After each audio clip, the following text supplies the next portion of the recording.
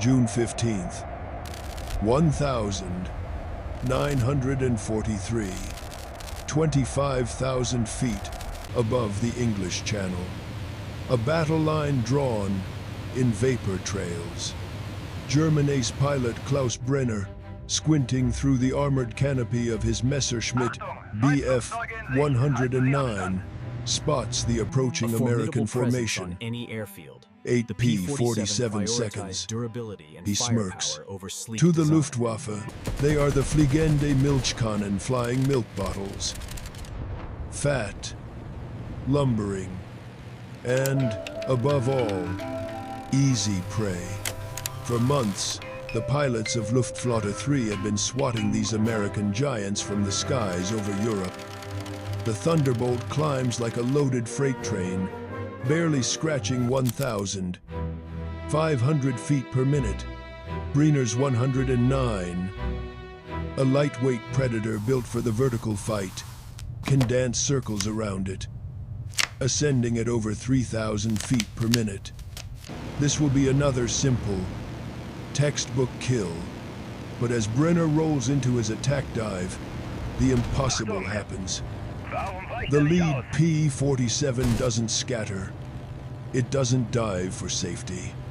Instead, it pitches up, clawing skyward at a rate that defies every intelligence report, every combat precedent.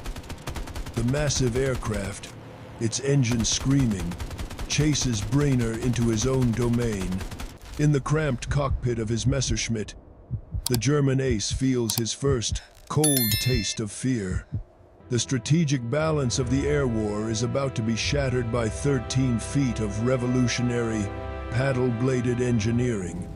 This single moment would become a terrifying anecdote.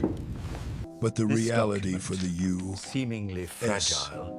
Army Air Forces in the autumn of 1943 was one of catastrophic failure.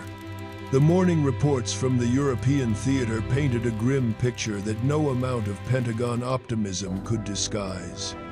The P-47 Thunderbolt, the aircraft intended to escort American bombers to Berlin and back, was failing. Its reputation was so toxic that seasoned pilots requested transfers to anything else with wings. The Luftwaffe's nickname, Jug, had crossed enemy lines, echoing through Allied briefing rooms as a bitter joke. At right field, Colonel James Johnson flipped through the latest combat assessments, his coffee growing cold. The numbers told an unforgiving story. In dogfights over occupied France, German pilots had refined a simple, brutal tactic. Climb above the sluggish Thunderbolts and pick them off at leisure. The massive American fighter, weighing over 7 tons, simply could not follow. This wasn't just an engineering problem. It was a strategic crisis. The entire American daylight bombing campaign, the cornerstone of Allied strategy to cripple Nazi Germany's industrial heart, was on the verge of collapse. Without effective high-altitude escorts, the B-17 seconds were flying into a meat grinder. But miles away, in a cramped office at Hamilton Standard, veteran engineer Frank Caldwell studied the same reports. Where military commanders saw failure, he saw physics. Buried in the P-47's nose was the Pratt & Whitney R-2800. Double Wasp, a 2,300 horsepower marvel of American industrial might, more raw power than any fighter engine in the world. All that energy was being wasted. The problem, Caldwell concluded, wasn't the engine or the airframe. It was the propeller. Traditional design, largely unchanged since the Great War, favored thin, knife-like blades that cut efficiently through the air at cruising speeds. But in combat, efficiency meant nothing.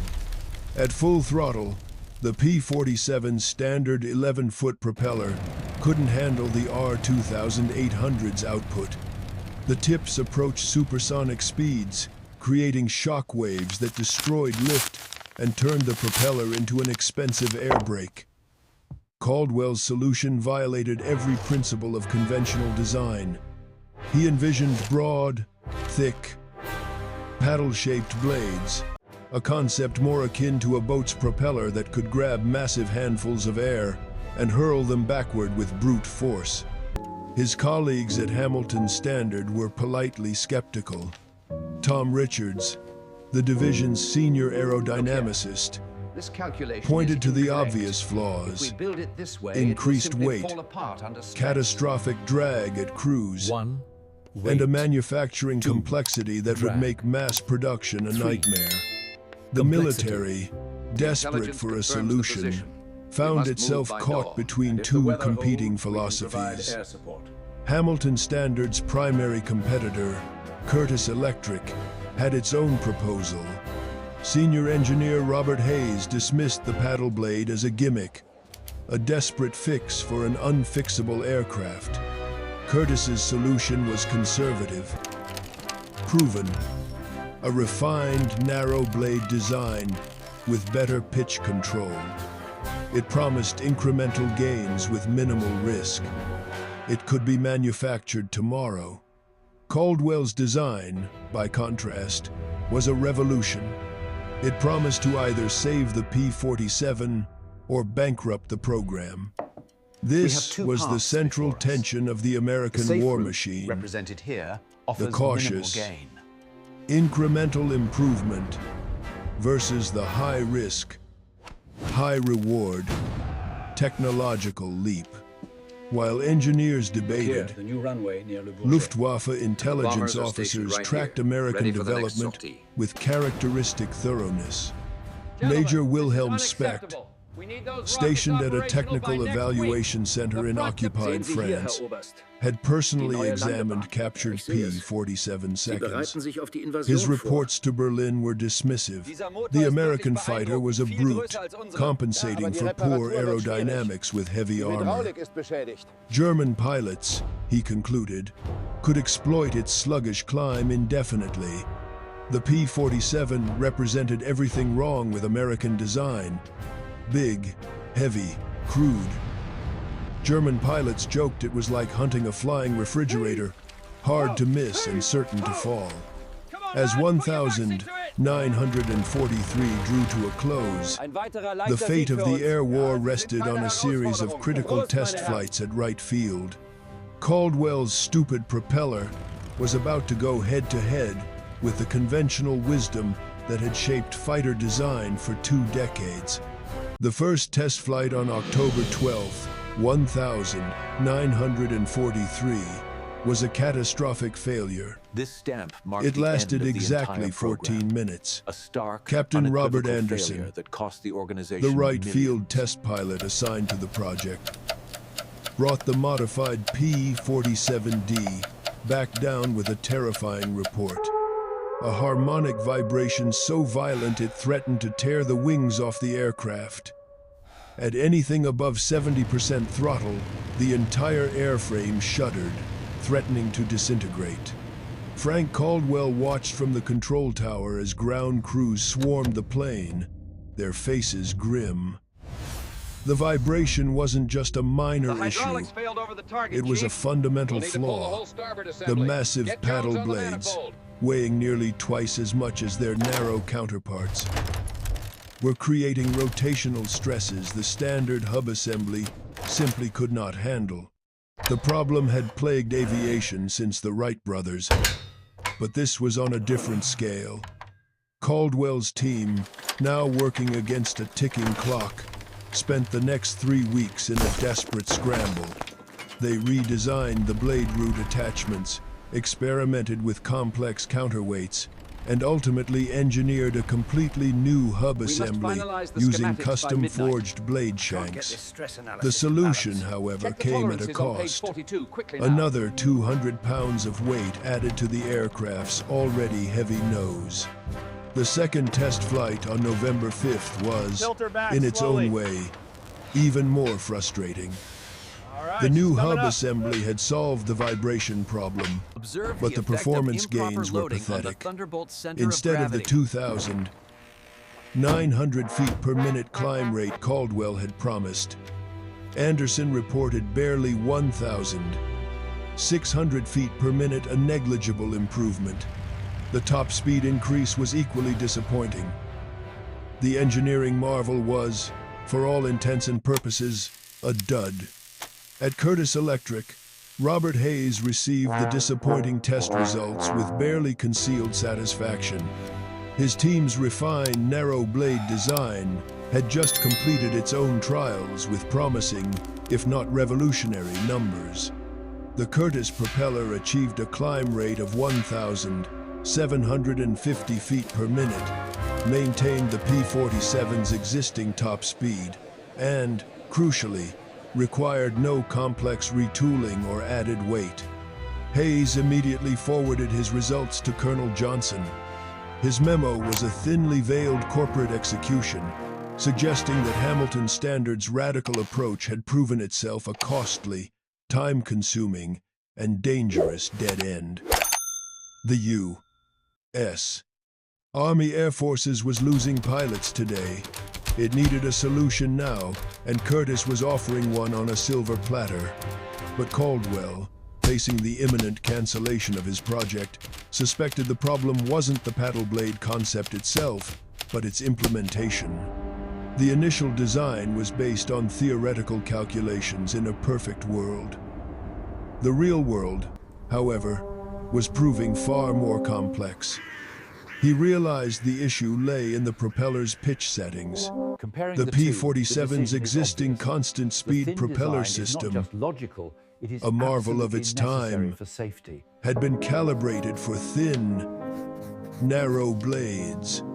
It simply lacked the range of adjustment to harness the paddle blade's unique aerodynamics.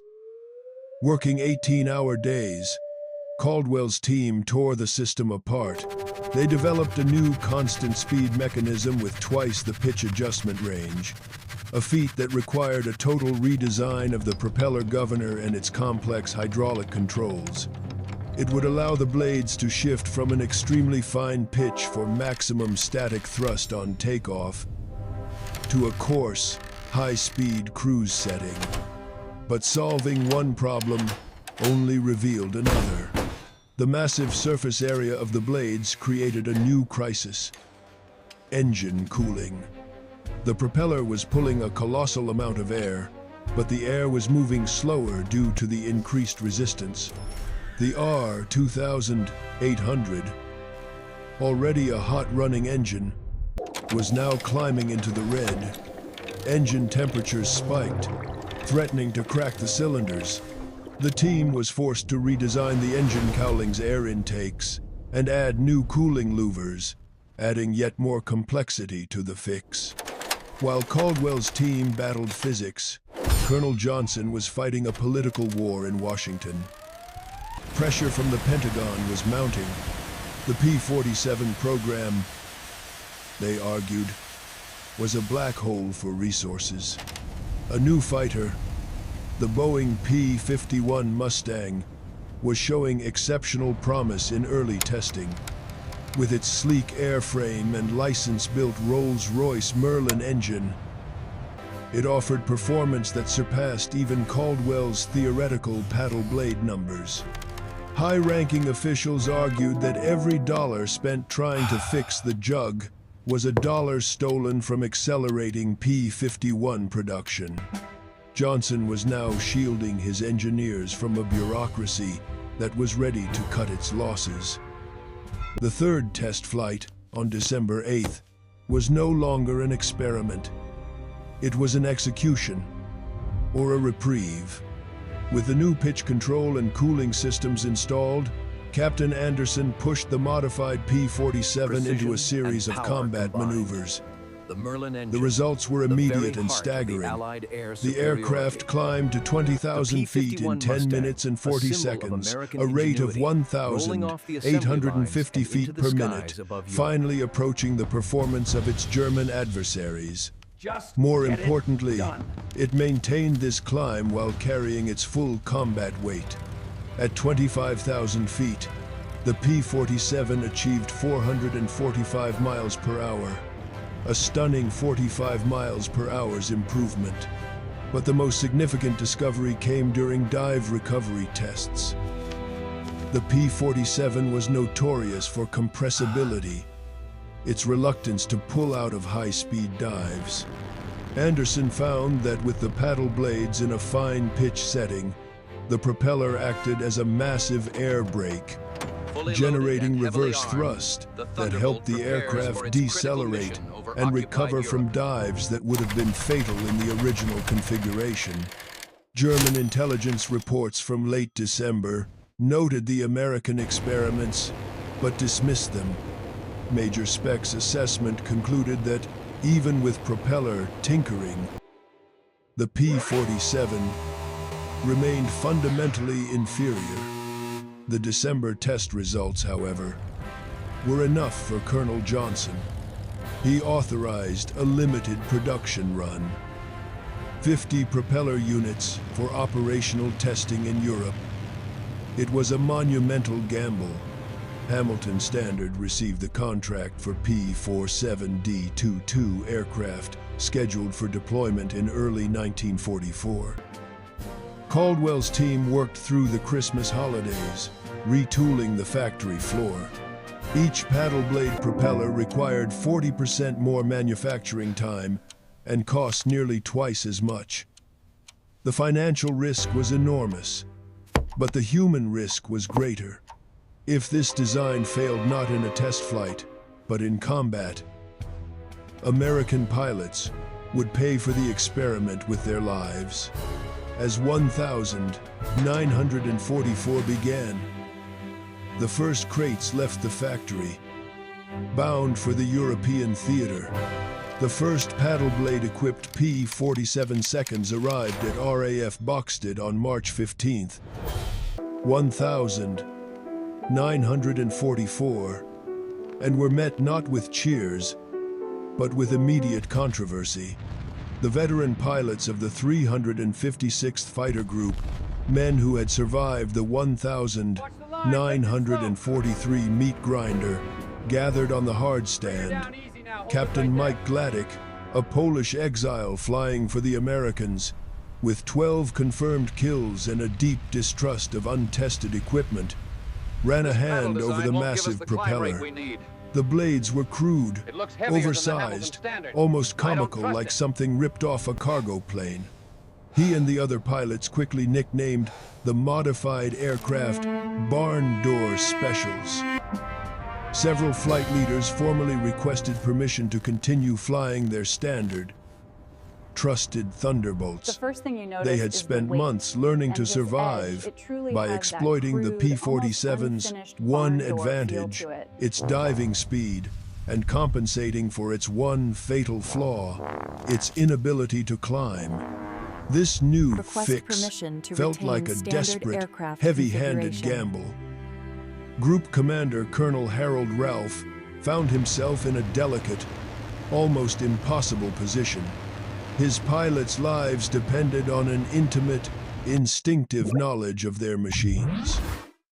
Forcing them to fly unfamiliar equipment into combat could be a death sentence. But the orders from 8th Air Force Headquarters were explicit, cold, and final. The modified P-47 seconds were to be evaluated under actual combat conditions. Immediately. The first combat mission came on March 22nd, a sprawling bomber escort mission to Berlin. Gladdick, despite his skepticism, led a flight of 4 paddle-blade P-47 seconds as high cover, ranging far above the B-17 flying fortresses. At 30,000 feet, well into the thin, frozen air, Gladdick spotted them. A staffel of Messerschmitt 109 seconds, diving from 35,000 feet in a classic, perfectly executed bounce. For the German pilots, Group leaders, This was the moment of the kill, the apex of their tactical Proceeding doctrine. as ordered. They expected the fat American jugs to do what they always did: dive away, scatter, and try to escape. Instead, Gladdick, his voice tight on the radio, gave the order to climb. His flight of 4 Thunderbolts pitched up, firewalling their throttles, and clawed skyward to meet the diving Messerschmitts head-on. The paddle blade propellers, those barn doors, bit into the thin air with an unprecedented, violent authority. At an altitude where the old propellers would have been useless, the new P-47 seconds maintained a climb rate of over 1,700 feet per minute. The German pilots, their attack runs ruined, watched in disbelief as the flying milk bottles climbed into their attack, robbing them of their energy advantage in seconds. The engagement lasted less than 3 minutes, but it shattered 2 years of German tactical certainty. Gladdick's wingman, Lieutenant Robert Johnson, found himself latched onto a 109. The German pilot, Major Hans Dormann, a 20 victory ace, pulled into a series of climbing turns, the standard maneuver to shake a heavy P-47.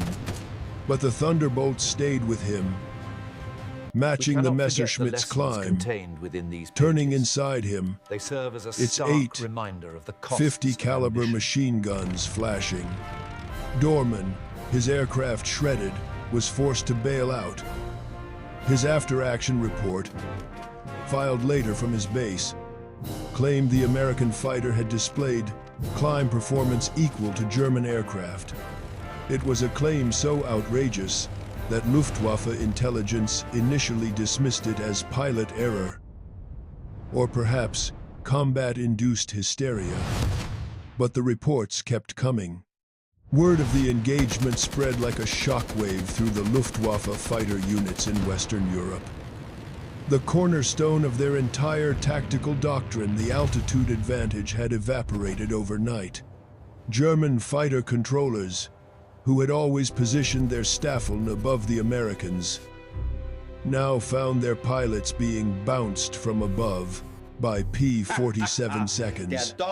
Major Wilhelm Speck's Technical Intelligence Unit finally captured its first prize on April 2nd.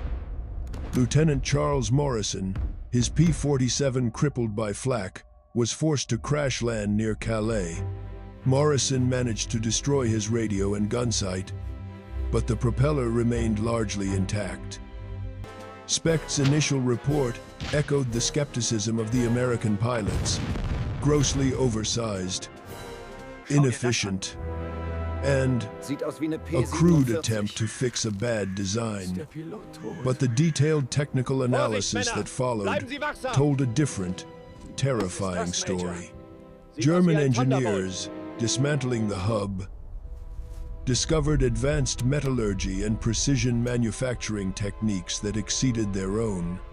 The constant speed mechanism, with its wide pitch range and innovative hydraulic controls, was beyond anything their designers had developed. Most disturbing of all, they realized the Americans had solved the fundamental problem of high-altitude propeller efficiency, a problem German engineers had considered unsolvable with existing technology. Combat reports from April and May painted an increasingly grim picture. The 356th Fighter Group, once fighting for survival, claimed 21 German aircraft in April alone. Most from engagements their standard P-47 seconds could never have survived. By mid-May, nearly every frontline P-47 inches the European theater was being retrofitted. The Hamilton Standard factory in Connecticut was operating 24/7, with Caldwell's engineers sleeping on cots next to the assembly line, refining the process. The statistical evidence became undeniable. P-47 units reported a 40% increase in air-to-air victories. More importantly, P-47 losses dropped by 30%. The Jug was no longer the hunted. It was the hunter. Dawn, June 6th, 1944. D-Day. This is the hinge of fate, the single moment upon which all of Western history pivots. As the largest seaborne invasion force ever assembled plows through the gray waters of the English Channel, the ultimate test of Frank Caldwell's engineering revolution roars to life above them. Nearly 400 paddle blade-equipped P-47 seconds, a massive, vengeful armada, cross the coast of Normandy. Their distinctive, broad propellers, catching the first bloody light of the longest day, are the guarantors of this invasion. Failure in the air is not an option. A single, unchecked Luftwaffe squadron could wreak havoc on the vulnerable landing craft below, turning the beaches into a slaughterhouse. At 6:30 hours, Colonel Francis Gabreski led the 56th Fighter Group in a wide, aggressive sweep over Omaha Beach. His 16 Thunderbolts climbed to 25,000 feet with an arrogant, brutal authority that would have been physically impossible just 6 months prior. Below them, the world was holding its breath. Above them, the skies were conspicuously, terrifyingly empty. Where was the Luftwaffe? This was the question on every Allied planner's mind. The German response, when it came, was not the tidal wave of fighters expected, but a confused, panicked, and piecemeal reaction. The reason lay in the shattered confidence of the German High Command. General der Jagdflieger Adolf Galland, the brilliant and aggressive commander of Germany's fighter forces, had been forced to abandon the tactical doctrine that had served his aces since the Battle of Britain. The bounce from high altitude, the core of their combat philosophy, was now a suicidal gamble. His fighters could no longer count on outclimbing the American escorts. Instead, they were being forced into low-altitude brawls, a type of fight where the P-47's 8 machine guns and heavy armor gave it a crushing advantage. Major Klaus Matusha's Jagdgeschwader scrambled to intercept fighter bombers near Caen, found the tactical landscape inverted. Their Focke-Wulf, 190 seconds, once the undisputed masters of the vertical, were now being matched and exceeded by Jugs that simply refused to be shaken. The morning's first major air battle erupted over the invasion fleet. 24 Messerschmitt, 109 seconds, dove from the clouds, attempting to attack the Allied naval forces. Captain Robert Johnson's flight of 8 paddle-blade P-47 seconds, patrolling at sea level, saw them. Johnson gave the order to climb. In just under 9 minutes, his flight clawed its way to 18,000 feet, intercepting the 109 seconds before they could even begin their attack runs. The German pilots, who had learned to fight by climbing away from their opponents, now found themselves trapped.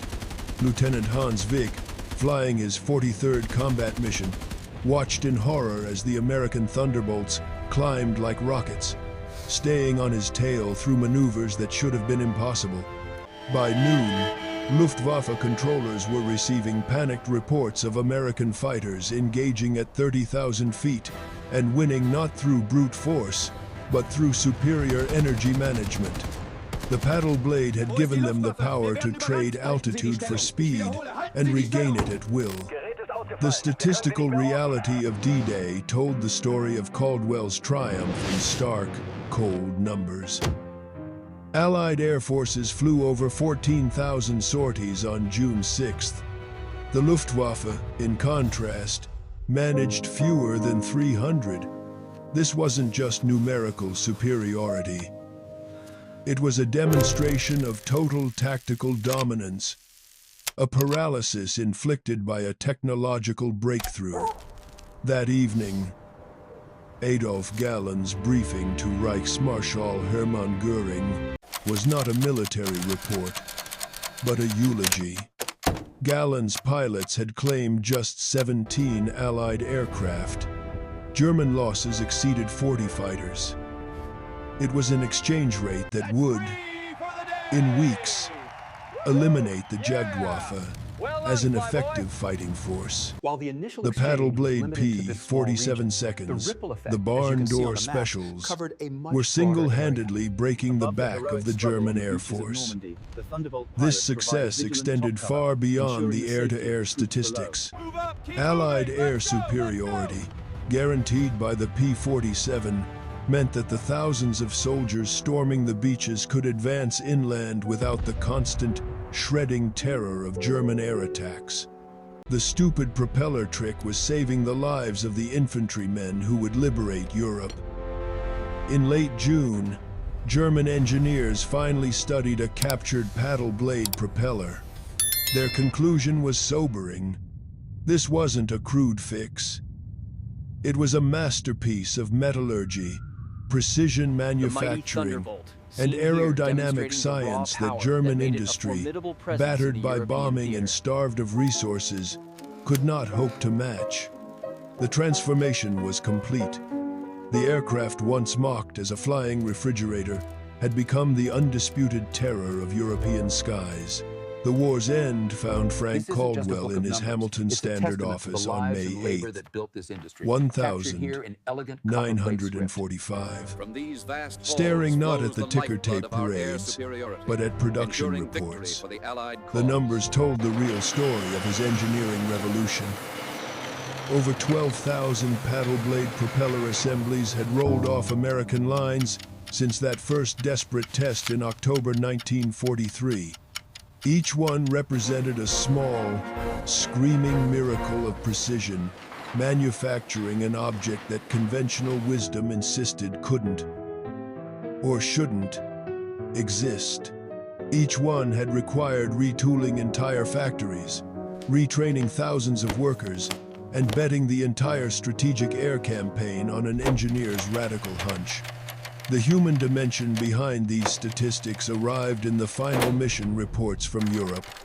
Colonel Francis Gabreski, the 56th Fighter Group's legendary commander, filed his summary. Over 15,000 combat sorties flown with the paddle blade P-47 seconds. 438 enemy aircraft confirmed, destroyed in the air. Only 47 Thunderbolts lost in air-to-air combat. The exchange ratio exceeded 9-to-1. It was a staggering, almost unbelievable figure that would have been pure fantasy just a year earlier. The statistical transformation of the P-47's combat record reveals the true, terrifying magnitude of what Caldwell's 13 feet of engineering had accomplished. Before the modification, Thunderbolt units were achieving exchange ratios of around 3-to-1. Respectable, but not decisive. It was a war of attrition, and America was simply feeding more machines into the grinder. After the modification, that ratio tripled. The P-47 had transformed from a blunt instrument into a scalpel, turning every air engagement into a lopsided victory that hastened the total collapse of German air resistance. The final intelligence assessments, discovered by Allied teams sifting through the ruins of the Reichsluftfahrt Ministerium, confirmed it. Major Wilhelm Specht, in his final, captured report, acknowledged that the Americans had achieved a technological breakthrough of decisive strategic importance. German engineers had desperately tried to copy the design, to develop their own broad blade propellers. But shortages of critical alloys, a lack of precision manufacturing capacity, and the relentless Allied bombing campaign itself, enabled by the P-47 seconds, had made any meaningful progress impossible. The paddle blade propeller remained an exclusively American advantage, a technological ace held until the very end of the war. The true cost and the true victory was measured in the pilots who came home.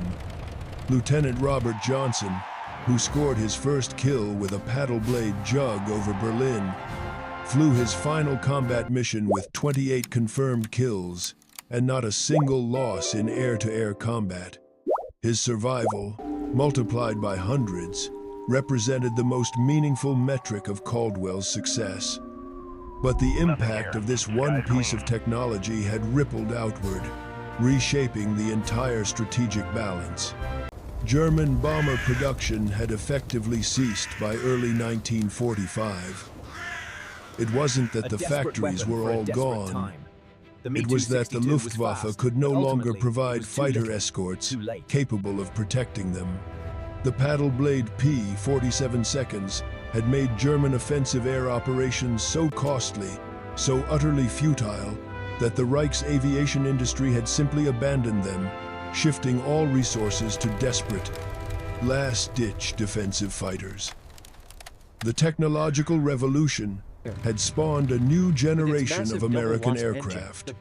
The North American P-51 Mustang, which had once threatened to make the P-47 obsolete, itself incorporated similar paddle blade technology in its final, most powerful variants. The Republic P-47 Newtons, a long-range version designed for the Pacific, rolled off production lines with the technology already integrated. American designers had learned a vital, brutal lesson. We're going home, boys! Brute force engineering, backed by superior manufacturing and material science, could shatter enemy doctrine. Frank Caldwell's personal recognition was quiet. He received a Presidential Medal for Merit from Harry Truman in a subdued White House ceremony on June 15, 1945. The citation praised his revolutionary propeller design that materially contributed to Allied air superiority. But Caldwell knew the victory belonged to the pilots. The post-war analysis of German aircraft development revealed just how deeply the paddle blade had disrupted enemy planning. Captured documents showed that German designers had abandoned several promising next-generation fighter projects in late 1944. The reason, scrawled in engineering notes, they simply could not match the climb performance that American fighters were now demonstrating. The psychological impact, the knowledge that the P-47 seconds could outclimb them, had proven as devastating as the tactical reality. The manufacturing legacy, too, extended far beyond the military. The precision casting and machining techniques developed for the propeller hubs found new applications throughout post-war American industry, improving everything from automotive engines to commercial airliners. Caldwell's wartime innovation had inadvertently accelerated American manufacturing capability by a decade, laying the groundwork for the post-war economic boom. The strategic lessons of the paddle blade's success were not lost on military planners, who were already looking past the rubble of the Third Reich to the looming shadow of a new global conflict. The program had demonstrated a core tenet of what would become American Cold War doctrine. Technological superiority could be achieved, not just through revolutionary ground-up designs, but through the innovative, relentless, and industrially backed application of existing technology. American engines had always been powerful. That was a known quantity. The paddle blade propeller had simply found a way to unlock that power more effectively than anyone, including the enemy, had thought possible. This was the new American way of war. Not just outproducing the enemy, but out-engineering and out-innovating them at a pace they could not match. By the summer of Absolutely. Let's check the new arrivals at the 1945, Emporium. the same production lines that had churned out Caldwell's propellers for war were being retooled for peace. The same broad blade technology that had given the P-47 its devastating climb rate was being adapted for Douglas transport aircraft and the first generation of post-war commercial airliners. Caldwell's wartime innovation was beginning its transformation into peacetime prosperity, what we suspected. promising to revolutionize civilian aviation just as completely as it had dominated military skies. The American industrial machine, perfected in conflict, would now build a new, American-led global order, one carried on the wings of aircraft whose technological lineage traced directly back to a cramped office at Hamilton Standard. The final, and perhaps most human, measure of the paddle blade's success came from an unexpected source: the captured German pilots. It was our In religion. post-war interviews, Luftwaffe veterans, The Luftwaffe's finest, men who had the flown Messerschmitt hundreds of 109 and missions, the Focke-Wulf 190, consistently demonstrate their aerial identified the supremacy. appearance of the modified American fighters as the definitive turning point, the moment the war in the air became unwinnable. Looking back at the Major sacrifices Klaus made, Matusch, one who can had only survived feel the profound Eastern and sadness Western for fronts, what they endured. described it with a chilling clarity. "We were trained to fight in the vertical," he stated. "It was our religion. The 109, the 190, they were built for it. When the jugs could suddenly climb with us and then outclimb us, everything we knew was wrong. It was not just the machine, it was the end of our tactics, our confidence. The paddle blade P-47 seconds were the aircraft that ended our war in the air." This psychological shattering, the invalidation of an entire warrior ethos, was perhaps as strategically significant as the material losses. Frank Caldwell, back in Connecticut, closed his final wartime engineering report with a characteristic, profound understatement, noting only that the paddle blade propeller had exceeded design expectations in operational service. Behind that modest technical language lay the reality of an engineering earthquake. The stupid propeller trick that colleagues had once dismissed as impractical, a dangerous boondoggle, had proven the single most decisive aerodynamic innovation of the air war. It had proven that sometimes the most unconventional, even absurd-sounding ideas can produce the most decisive results. The war was over, but Caldwell's revolution in design would continue to shape aviation for decades. The principles he had established that raw effectiveness often mattered more than elegant efficiency, that conventional wisdom deserved to be constantly and ruthlessly challenged, and that radical solutions often succeeded where timid, incremental improvements failed, would guide American aerospace development through the dawn of the jet age and into the race for space. It was a lesson in engineering courage. 13 feet of paddle-shaped steel had changed far more than the performance of a single fighter aircraft. It had validated a philosophy, saved an air Look force, closely at this design. and It demonstrated may the seem awesome, unassuming, but this terrifying blueprint holds the power key of to a single, understanding the entire expedition. transformative idea, proving that in modern warfare, the engineer's slide rule could be as mighty as the general's sword.